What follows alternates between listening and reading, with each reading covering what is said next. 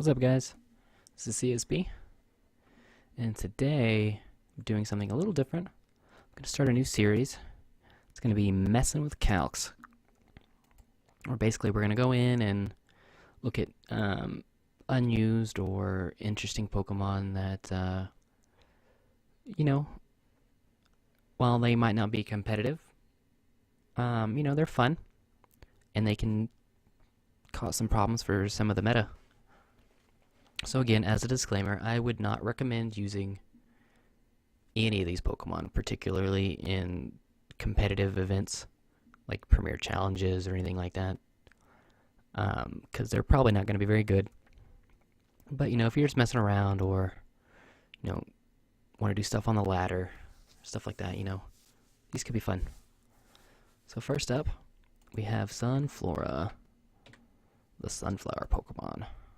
Again, I think everyone that knows Sunflora knows it is not good, especially when it's lined up against a Primal Groudon. But it has some interesting things that I wanted to cover. So first up, from her abilities, it gets Solar Power, which is a pretty cool ability. If it's in the sun, it gives it some additional damage output. And then we'll give it a special attack boosting nature and a life orb. I know, why would you waste a life orb on Sunflora? But stick with me. Okay, so we're going to give it a max special attack. And for attack, give it Earth Power. And that's where things start to get a little interesting. Because, so just right here, 252 special attack, life orb, solar power, Sunflora, with a special attack boosting nature, versus just your basic Primal Groudon. And no HP, no special defense investment. Is going to be a guaranteed one-shot. Also, we can give this Groudon max HP, and it's still a 93.8% chance.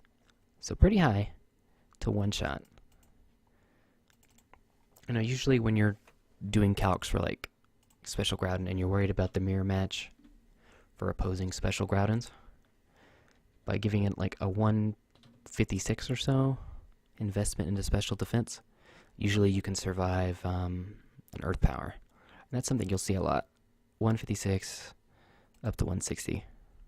Usually will let you live that, but if you take that into effect, even this Sunflora Earth Power is still going to one-shot that Groudon in its weather.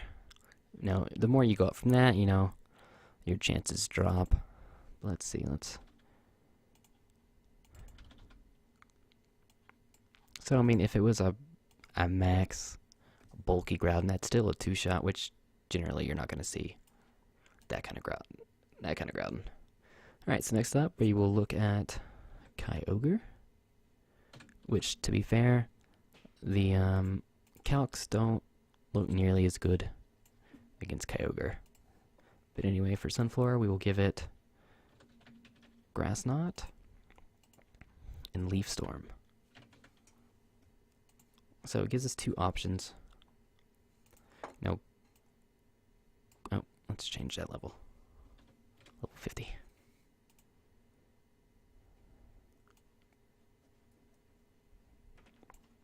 So we're just looking at Grass Knot.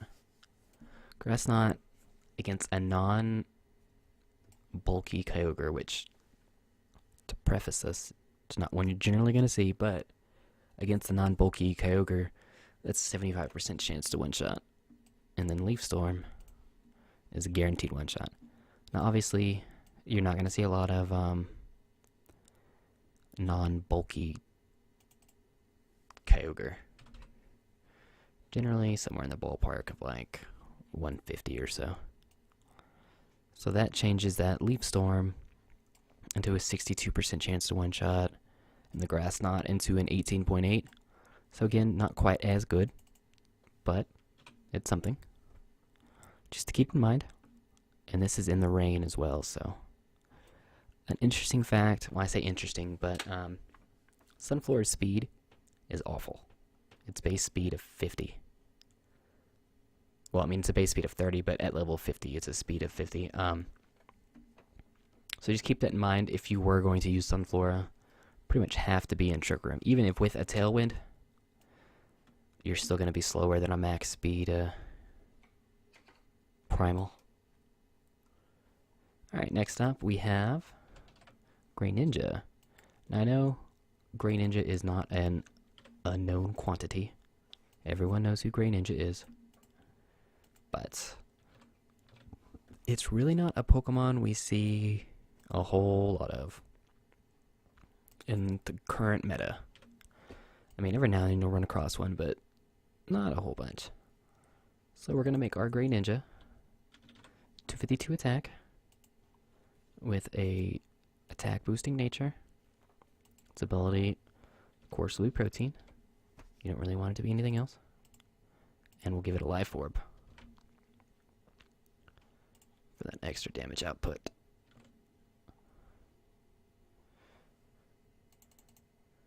Here we go.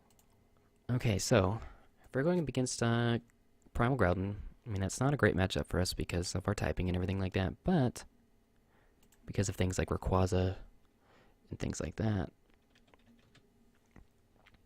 pretty much any water move will work. Just throwing that out there. But, you know, Waterfall will one-shot pretty much all Groudons you're going to run into. Groudon's not one I'm super worried about calcing for, but just putting that out there for people that are interested in that. Maybe throw something into a team with Ray in it. Greninja, of all the Pokemon I'm going to discuss today, has the most potential to be competitive. But, I mean, still, even then, it's not great. Alright, so the one I really want to talk about in terms of Greninja is Dialga.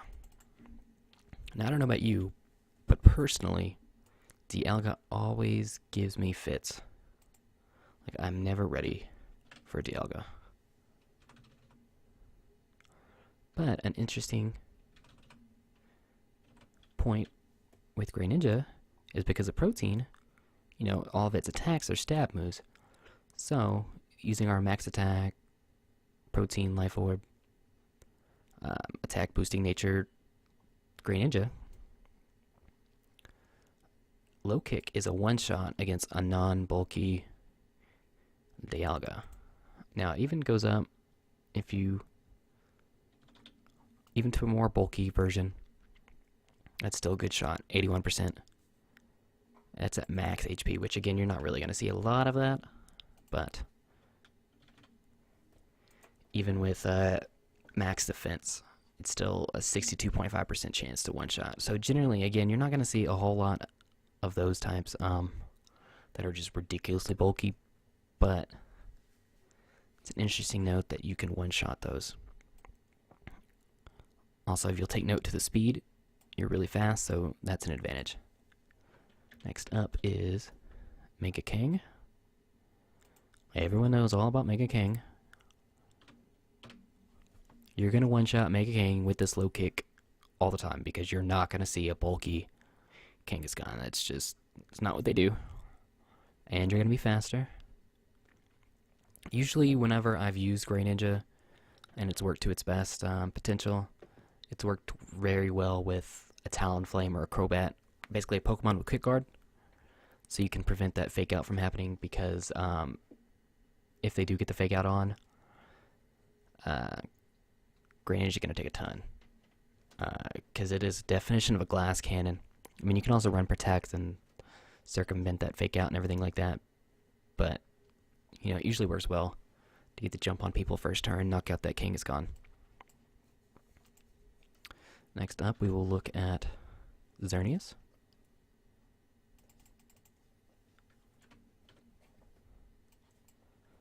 And Gunkshot. Gunkshot is interesting because it has a little bit lower accuracy So you have to take that into effect when you think about it.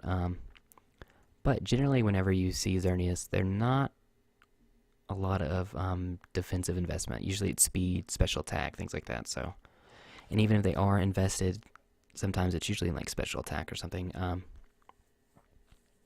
But this Gunk Shot, if it hits, is going to one-shot majority of the Xerneas. You're going to see even after the Geomancy boost, which, again, you're probably not going to be able to hit it after the boost, but before the boost, you're definitely faster.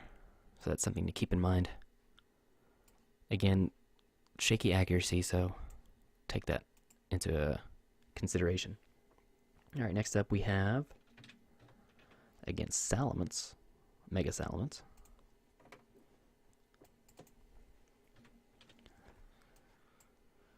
These are when things get a little bit more interesting going up against these dragons and stuff, but we're going to use Ice Punch.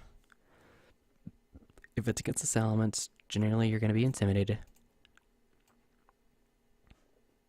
I don't know why it always puts us in the strong wind, but taking weather out of the equation. An Ice Punch from our Max Attack, Life Orb, Protein, Grey Ninja, after being intimidated, is still a 81% chance to one-shot a Mega Mints. And also, interesting to point out, you are faster by 2 points, so with a max speed investment, majority of the time you're going to be able to one-shot that Mints. And, you know, Salamence is one of those Pokemon, generally you don't see, well, I don't say generally, but most of the time you're probably not going to see a speed boosting nature on it. Usually it'll have, like, a special attack boosting nature or something like that, which if it does, that helps to make sure you get that kill. Again, it's 81% chance, but at least that's better than nothing. And that's after being intimidated. I mean, if you're not intimidated, for whatever reason, then it's a guaranteed one-shot. Next up, we have Rayquaza, or Mega Ray. Mega Ray is a little different, because it's going to bring the wind. So that's always going to be a two-shot. But, for whatever reason, the wind is gone. It's a one-shot. And then looking at just your base Ray, which they're there for airlock. You're going to one-shot that with Ice Punch all day, every day, and you're going to be faster. Actually, let me check. Speed tier with the Mega Rayquaza. Okay, so yeah, base speed, you're still faster by 7 points, so that's good to keep track of. So yeah, that's Grey Ninja. Grey Ninja is a very interesting Pokemon because of protein, obviously. I mean, it gives you a little bit more diversity, because all of your attacks are stab moves, effectively. Alright, and for the last Pokemon we're going to look at today, we're going to look at Heracross. Heracross is one of my personal favorite Pokemon. It's definitely one that you do not see a lot of. Heracross has a couple interesting options. Now, you have a couple different ways you can do this. For your item, you can either go with the Flame Orb, which is going to give you a nice attack boost because of Guts. Or, and my personal favorite, if you're going to do a Heracross setup, would be Life Orb. And then, some way or another, burning or poisoning this Heracross. So, let's say we Will-O-Wisp it, so it's burned. So you're going to get the Guts boost from the burn and the Life Orb boost. So let's look at a couple different things.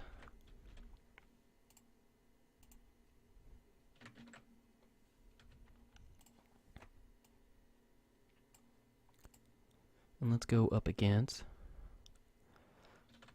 Groudon first, which is not one you really want to go up against.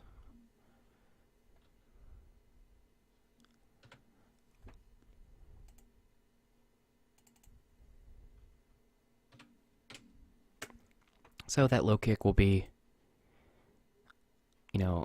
guaranteed to, but with things like close combat, that's still guaranteed to, is it? Yeah. So yeah, I mean, Primal Groudon's probably not the best Pokemon to put Heracross up against, but it's interesting nonetheless. Where it gets more use is against things like Dialga and Kangaskhan. Yeah, that low kick versus Dialga, not bulky Dialga, is going to be a one-shot. And interesting to pay attention to. Like I mentioned, you can change this up from Life Orb to Flame Orb. If you notice right here, the damage output with a Life Orb. If we change that to Flame Orb, alright, 1, 2, 3, see, it changes pretty dramatically. I mean, you're still doing a lot of damage if you wanted to go that route and use the Life Orb somewhere else. So you're still doing a lot, but again, I still, personal preference, I'm going to go big or go home with this guy. Drop the Life Orb. It's against Dialga.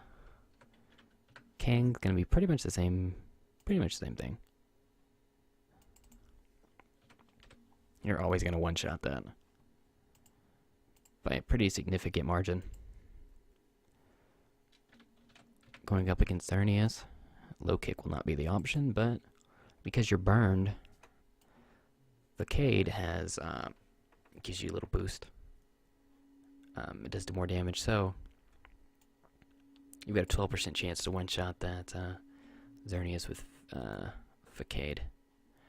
Let me see what if we wanted to do return. Yeah, no. That's definitely the route to go with that.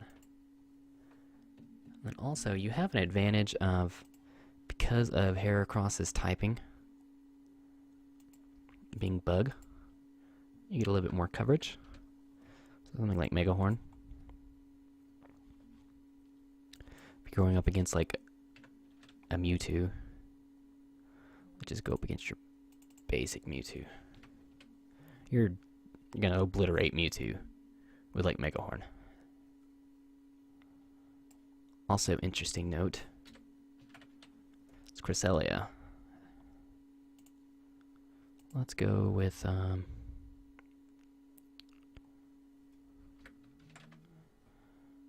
let's go with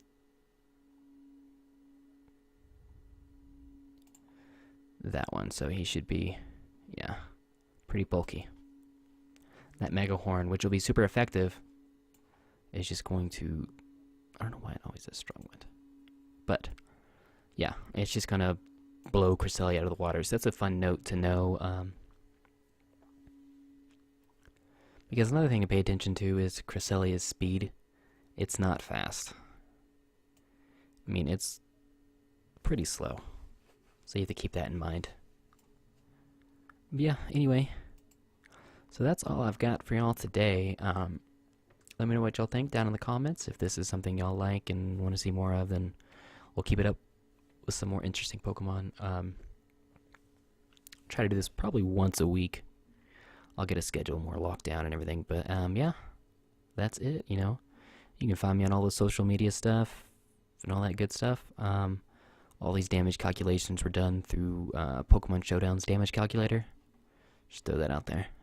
It's pretty good if you, are looking for some good benchmarks to hit when you're EV training and everything like that. Definitely keep that in mind. But I will see you all next time.